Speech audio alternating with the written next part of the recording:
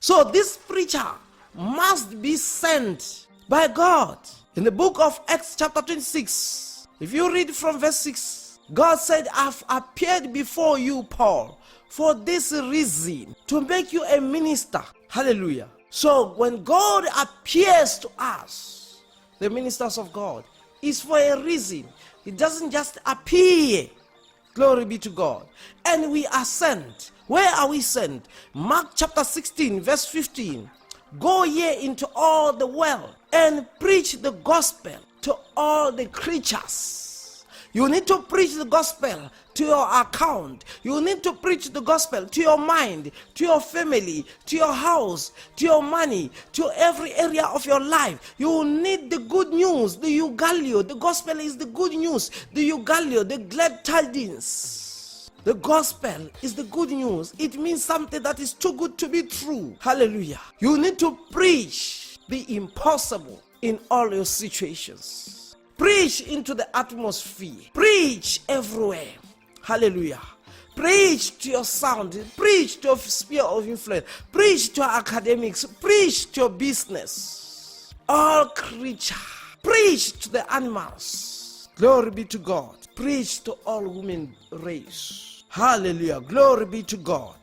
Who says preach to all creatures. Matthew chapter 28 verse 18. It says, all power has been given me. Go ye into all the world. All exousia has been given me. Go ye, all authority has been given me. That's Jesus saying, all authority has been given him. In other words, he has got all authority in heaven, all authority on earth, all authority under the earth. He is given him. Then based on that authority, based in that authority, in that exousia, he said, go ye into all the world, not some of the world, all the world, and into all nations, and preach what? The gospel, and teach. You preach and teach, teaching them to observe, make disciples, baptizing them in the name of the Father, the Son, and the Holy Spirit, teaching them to observe all things that I've taught you. You teach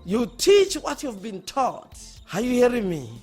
Not what another man has been taught. Yes, we'll come to the oneness of faith, but you teach what you've been taught by God to go and teach. Glory be to God. Hallelujah. Praise the Lord.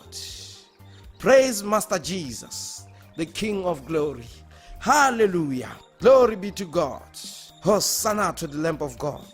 He says, as they preach to you, shall believe in thine heart. When you are using your mouth to confess a definite article, the Lord Jesus, you are shaping your life. You are enthroning him into your heart. Mind you, it says you are confessing the Lord Jesus. That is the time when Jesus is enthroned in your heart, in your spirit. And thou shalt believe. To believe means to accept, to rely, to yield, to trust, to lean upon, to rely unto. Believe in your heart. Where? Where is the belief? In your heart. The belief must be imbibed in your heart, must be resident in your heart, must be implanted in your heart, must be cultivated in your heart. Hallelujah. And what are you supposed to believe? You have to believe that God raised Jesus from the dead. In other words, Jesus died and God raised him from the dead. And the Bible says, thou shalt be saved. The word saved there is the Greek word sozo. It means being taken out in order to be put to. This is the word of salvation. You are taken out. There is a position that is taking place. Hallelujah. There is a translation that is taking place. There is a deliverance that is taking place. Once you do this. In other words, once you confess this, once you do what? You confess and believe. You do two things at a go. You confess and believe. You confess with your mouth and believe in your heart. So salvation is a confession by word of mouth that Jesus is Lord, and a belief in your heart that God has raised Jesus from the dead. That is salvation. Hallelujah. Glory be to God. Once you do so, you are born again. You simply do this. Lord Jesus, come into my heart. Be my Lord and my Savior. I believe in my heart that God raised you from the dead. Once you do that, you are saved. You are a child of God. Hallelujah. You are a child of God.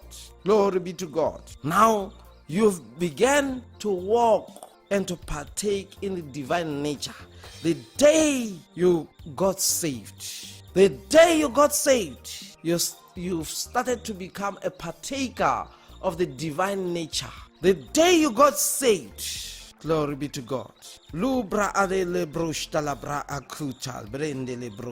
So you need to be filled to prosper.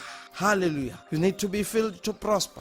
Number 6, he knocks at your door. You open, he enters. You knock at his door, he opens, you enter. When Jesus knocks at your door, when you open, he enters. Because you've been given the power of choice. You are a free moral agent. Hallelujah. Glory be to God.